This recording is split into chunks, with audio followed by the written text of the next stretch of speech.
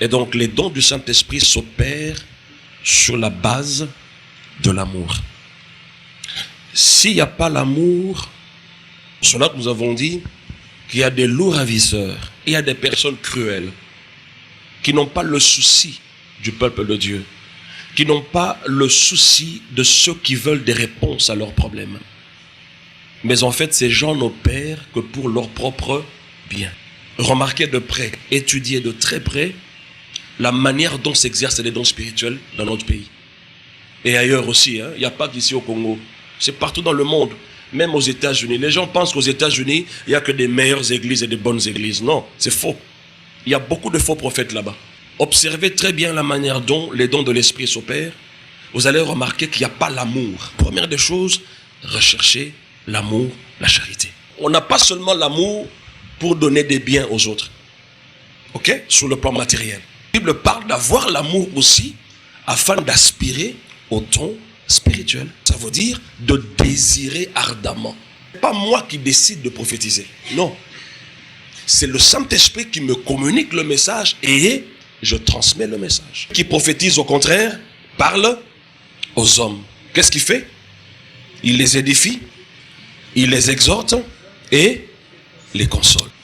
Jamais un don spirituel viendra te mettre mal à l'aise. Ça vient de Dieu. Bien au contraire, ça te communique même la force d'abandonner le mal. Ça vient te consoler. Ça vient t'aider. Les dons de l'esprit viennent aider les hommes à s'en sortir. Jamais un don spirituel peut s'exercer dans un milieu donné et après les gens se divisent. Les gens se disputent. Jamais.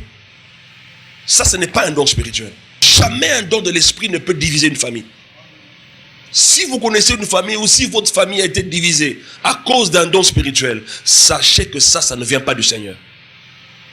Mais celui qui prophétise, celui qui opère dans les dons spirituels, ne s'adresse pas à Dieu, mais aux hommes. Voyez-vous? Et il les exhorte, il les édifie, il les console. Celui qui prophétise, qu'est-ce qu'il fait? Il édifie l'église. Il édifie l'église. Bon, maintenant, lorsque les gens se divisent, c'est ça l'édification? Non. Lorsque les gens se disputent, ça c'est pas bâtir, ça c'est détruire. Parce qu'en fait, un autre synonyme du mot, du verbe édifier, c'est construire, c'est bâtir. La prophétie n'a pas pour but de révéler quoi que ce soit, non. Ça édifie, ça console. Non, c'est pas ça l'objectif. C'est pas ça. Boyambola, bosuki boyambolité. Gens qui pensent que lorsqu'ils donnent des messages, il devient le centre de l'église. Non. La personne qui donne les messages n'est pas la source des informations. La source demeure le Saint-Esprit. Cette personne n'est qu'un canal que Dieu utilise pour l'édification des autres. Et lorsque quelqu'un commence à prophétiser, donner des messages en général, on retrouve que dans l'église, tout le monde veut prier avec cette personne-là. Pourquoi? Parce que la personne donne des messages. Ça, c'est la convoitise. Les dons de l'esprit ne réveillent pas les œuvres de la chair. Et ça, il faut bien le retenir. Ceux qui opèrent dans les dons du Saint-Esprit ne sont pas forcément des personnes matures. Non. On peut être un bébé spirituel, mais on opère dans les dons du Saint-Esprit. Un bébé spirituel vient chez vous parce que lui a la grâce d'écouter, de transmettre. Comprenez?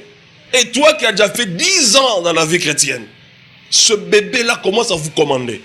Et il arrive même à vous rançonner, à vous prendre toutes les économies que vous aviez.